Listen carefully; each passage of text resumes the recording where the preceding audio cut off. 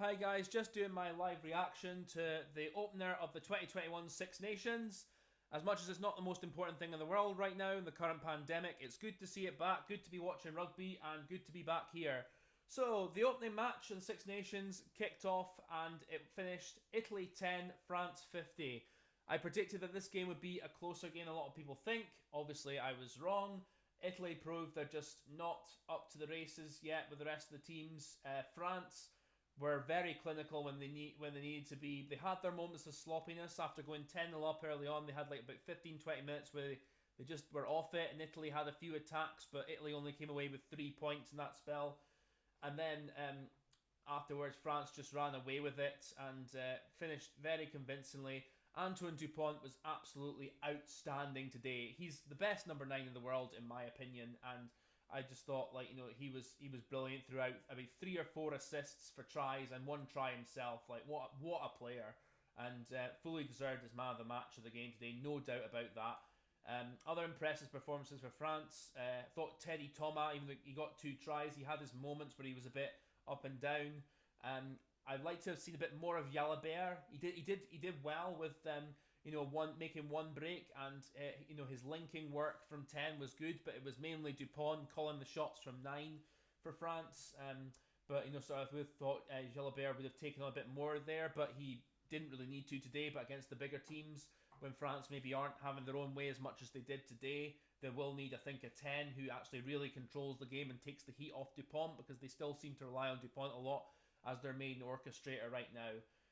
But I thought they also Arthur Van Son had an excellent game as well. They're 13, who obviously with Vakawara out injured for the championship, and they need someone to step up, and he did that very well for them.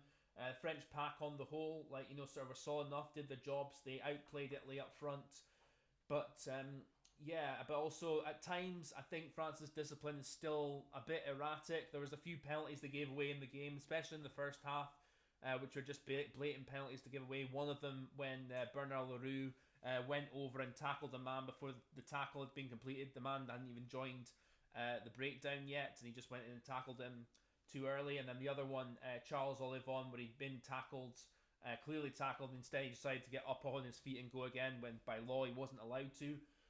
He should know better there. And there was a couple of other penalties they gave away which are just basic. So against better teams, they need to be trying to cut that out of their game a bit more as best they can. Obviously, all teams, we all give away a few penalties now and then, but some of the penalties France still give away are a bit basic. From an Italian point of view, the positives they can take, I think Varney looks like a promising player at 9, and their new fullback I thought had an okay game when he got the ball in hand, and they scored a good try from the winger, Sparedoria. Pardon me if I can't pronounce his name. No offense to Italians, by the way. But he scored a great try for them.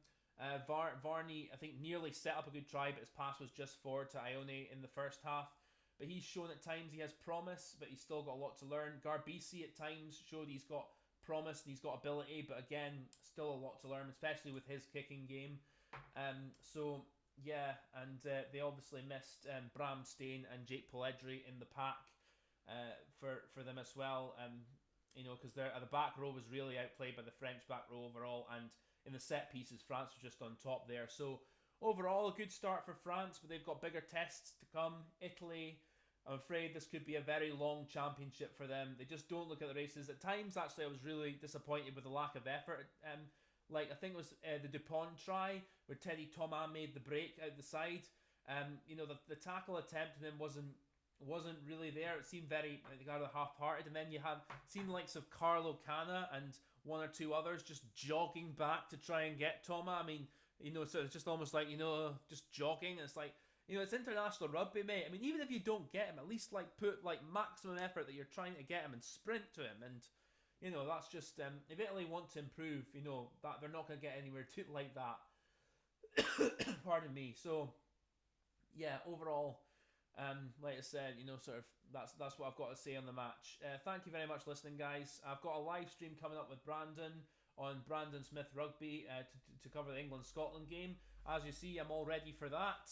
And come on, Scotland. Hopefully we can get a victory, but it will be very tough. I know England are the favourites. So look forward to that. Thank you very much for listening, and take care of yourselves.